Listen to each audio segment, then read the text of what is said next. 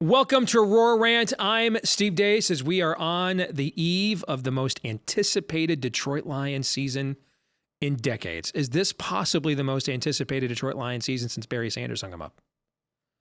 Because let's face it, a lot of the seasons that the Lions were good under Matt Stafford were surprises. You know, they kind of were the talk of the league during the year for being a surprise. This offseason had been the talk of the league before the season started, going back to the ending of the Aaron Rodgers era in Green Bay. So with an opener looming against the defending world champions, that's the biggest game the Lions have played in, the biggest spotlight the Lions have played in how long? Since the NFC Championship game, that first game, and that was in 1992. All right, that was January of 1992. So it's been a minute since the Lions have had a spotlight quite like what they're going to have Thursday night to open the NFL season against the defending world champions and the best player in the world, Pat Mahomes. But before we get to that game, a couple of things, 5 in particular, that I think we learned about this team during training camp that'll carry forth into the regular season. Let's break these down. Number 1, I think the signing of Teddy Bridgewater to be the backup quarterback is the final confirmation that the organization believes it can win now. You go back to a year ago, 2 guys who had no business being in the NFL were vying with each other for the backup quarterback. That's because they weren't really concerned. I mean, you don't want Jared Goff getting hurt, but you didn't have huge expectations last year. This year you do. And so you need a competent backup quarterback. The Lions went out there and signed the best backup quarterback of the last 5 to 10 years in the NFL, Teddy Bridgewater. So that is a clear sign that the organization is in win-now mode. Number 2, the secondary, I think, is going to be amongst the most improved units in the NFL, and that will mean the defense will be the most improved unit in the NFL. Now, keep in mind, the Lions were top 10 in the NFL in defensive EPA and scoring defense from week 9 on. So this defense got better in the second half of the year. Now, I don't know what they're going to do, even if Travis Kelce, if you didn't hear today, he's got a hyperextended knee. Who knows if he'll play on Thursday? And he's essentially the Chiefs' number 1 receiver, but that's a relative term when you're talking about the greatness that is Pat Mahomes. Given the amount of new faces in the secondary, I don't know Travis Kelce or no Travis Kelce. I don't know that level of overhaul of a unit in the defensive backfield. You want the first game that you all play together and it counts is against Pat Mahomes, all right? So I would imagine he's going to exploit some of that, but I think as the season goes on, you're going to see this secondary is dynamite. And it's going to go from the weakest link on the team to one of the strongest position groups on the team, and that this will be a team that will take a defensive leap this year as the year goes on. I just don't know if we're going to see that against Pat Mahomes week 1, given how many new faces we're going to see there. All right, number 3. Yet another year when Dan Campbell isn't certain about his kicker. And that means something if you're planning on a playoff run. If you're planning a playoff run, there's going to be a game where you need a 57-yard field goal to tie or win. A 55-yarder to tie or win. Right now, the Lions don't have that kicker. Now, they have Riley Patterson, who's a lot like last year's kicker, Michael Badgley, who they brought back and put on the practice squad.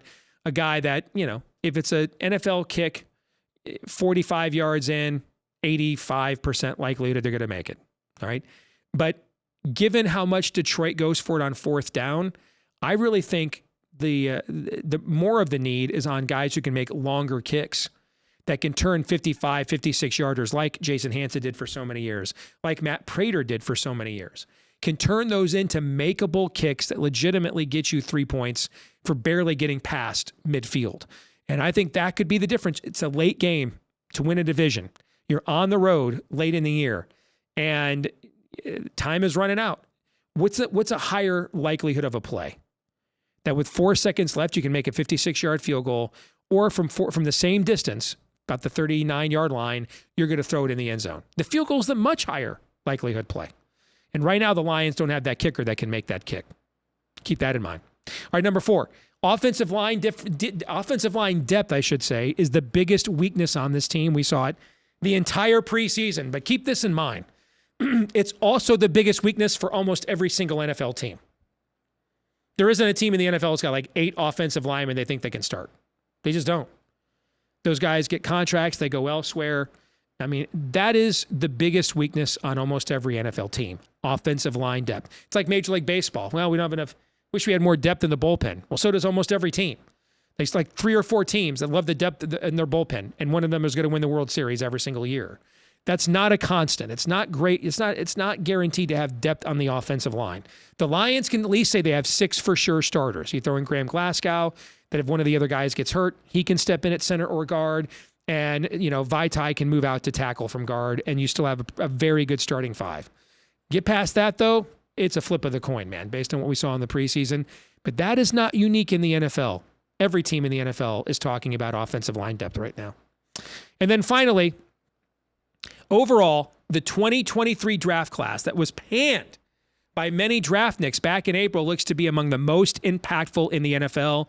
I think Jahmyr Gibbs is right close to the betting favorite for Rookie of the Year right now on the offensive side of things, or maybe it's that he's had the most money bet on him. You look at what Sam Laporta has been doing since minicamp. That's definitely a guy, if you haven't had your fantasy draft yet, you should be looking at late to grab. He's number 1. He's tight end 1, week 1. And has already built a rapport with Jared Goff. What we've seen from Jack Campbell, his former Hawkeye teammate. Brian Branch has been the most impressive rookie of all of them. A guy that I thought was a top 10 prospect in the last draft, and the Lions got him with the 45th pick. And they're going to move Chauncey Gardner-Johnson to safety so they can make way for Brian Branch to start at the nickel. That's how good he's been. So this draft class that, they should have drafted a running back here. They should have drafted a linebacker there. You're going to have a hard time finding a draft class with 4 guys more impactful than what the Lions just chose to add to a team that was almost in the playoffs a year ago. So what does it mean overall as we head into the season opener? Well, again, I go back to the secondary. Even without a Travis Kelce, and obviously you'd rather play the Chiefs without Travis Kelce than with him. But you're still playing Pat Mahomes, okay? And the new faces in the secondary, man, if you blow an assignment, one miscommunication, and you can't get home, see ya. He'll make you pay every single time. And I think that's asking a lot for that new secondary. You really need your defensive front that's looked good in the preseason. You really need, Aiden Hutchinson to take that next Nick Joey Bosa step so that Pat Mahomes doesn't have time to take advantage of every time you miscommunicate or blow an assignment with new guys in the secondary. I think Chris Jones will be a huge loss for the Chiefs. And I think the Lions' offensive line has an advantage over that defensive front. But the playing of Mahomes puts so much pressure on you. You just feel like there's no way you're winning a game at Arrowhead without scoring at least 30 points. And if you're going to start a rookie at running back and a rookie at tight end, that's a lot to ask for as well against a veteran DC like Steve Spagnuolo. So I would pick the Chiefs to win. But I think as things set up long-term, this is the Lions' best shot to win the division, which is why they're the division favorite, and they should be, and I think they will. I think they will end the longest division title drought in all of team sports. The last time the Lions won a division title was 1993. It wasn't even in the NFC North yet. It was still the Central. That is the longest division title drought in all of American team sports. I do think the Lions end that this year, which would give them, for the first time in the history of Ford Field, a home playoff game. What do you think? Let us know here in the comments. Don't forget, we're here every week now that the season is upon us, every single week here on Roar Rant. I'm Steve Deace. Until then.